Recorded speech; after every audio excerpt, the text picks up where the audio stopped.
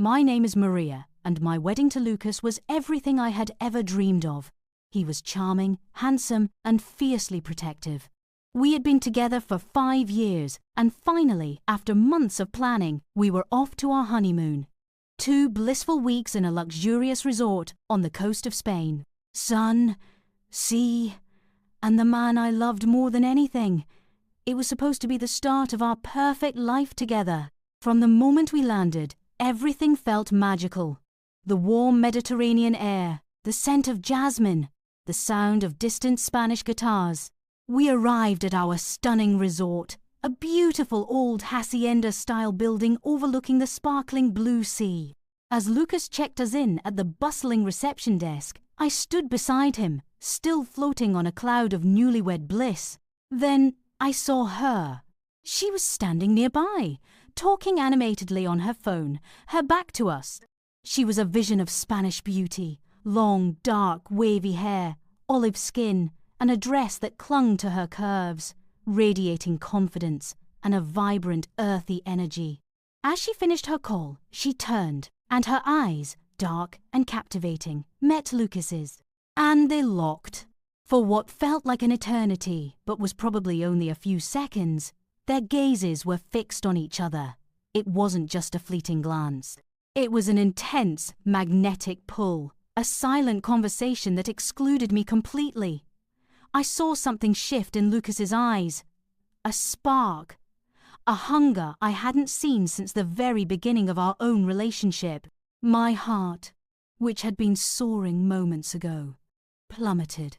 A cold dread, sharp and sickening, pierced through my honeymoon bubble. He finally broke eye contact, turning back to the receptionist, but the damage was done. He didn't even notice my rigid posture, the way my smile had frozen on my face.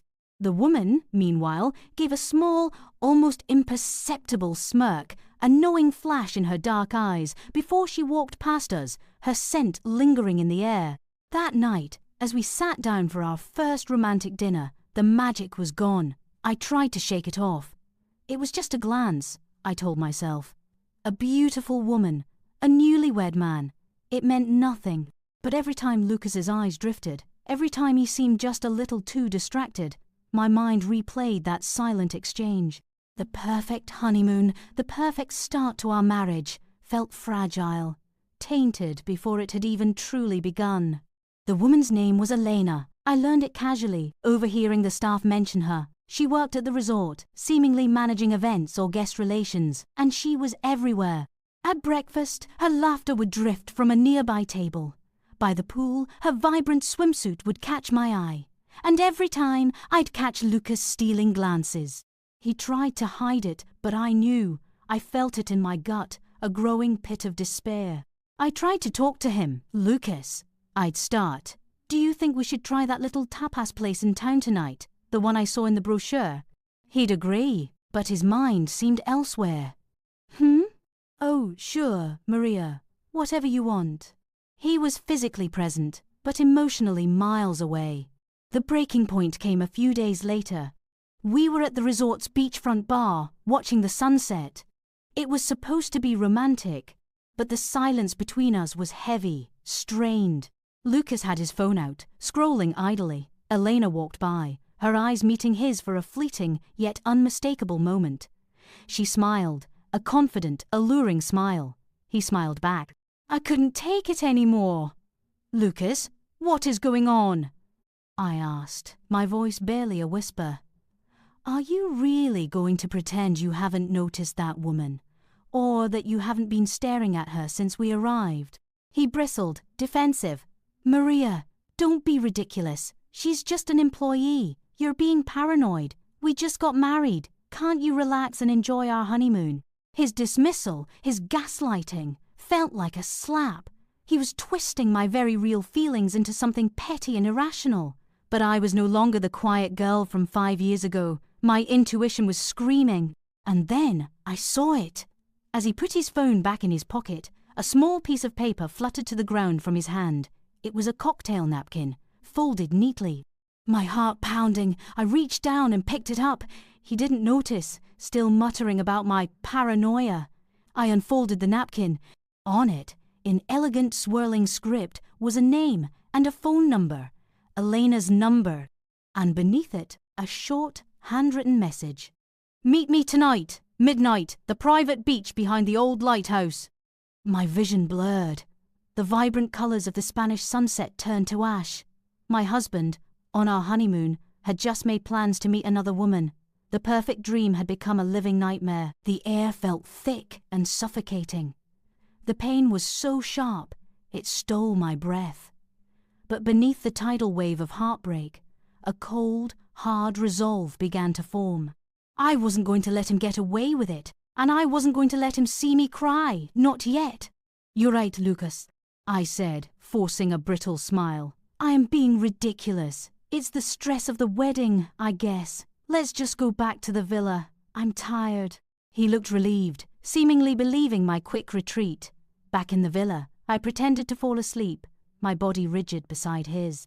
But as soon as his breathing evened out, I slipped out of bed, dressed silently, and grabbed my phone. It was almost midnight. I made my way to the private beach behind the old lighthouse. The moon cast long, eerie shadows. The sound of the waves crashing against the shore echoed the turmoil in my heart. I saw them there, two figures silhouetted against the dark sea, Lucas and Elena. They were holding hands. He was laughing, a genuine, joyful laugh I hadn't heard from him in months. Then he leaned in and kissed her. A long, passionate kiss that ripped through my soul. I didn't scream, I didn't cry. I simply took out my phone and started recording. Every touch, every kiss, every hushed word they exchanged. I recorded the whole thing. After a few minutes, when my phone was filled with irrefutable proof, I stepped out from behind the lighthouse. "What a beautiful honeymoon picture," I said, my voice calm, but laced with a venom I didn't know I possessed. They froze, breaking apart. Lucas's face went from adoration to pure terror. Elena, initially shocked, quickly composed herself, her eyes narrowing in a cold, calculating glare. "Maria, what are you doing here?" Lucas stammered, scrambling for an excuse. "Oh, just enjoying the radical honesty of our open marriage," I replied, holding up my phone. "Funny how you forgot to mention this part of the agreement." The confrontation was short and brutal. Lucas tried to lie, tried to beg, tried to turn it back on me. But I had the video. I showed it to him, then to Elena, whose face finally broke, revealing a flash of genuine shame. She realized she wasn't just a casual fling. She was part of a public spectacle. I deleted Lucas from my life. I called my lawyer, booked the first flight back to New York, and left him there, alone in the wreckage of his lies, on what was supposed to be our perfect honeymoon. The divorce was messy, painful, but ultimately freeing.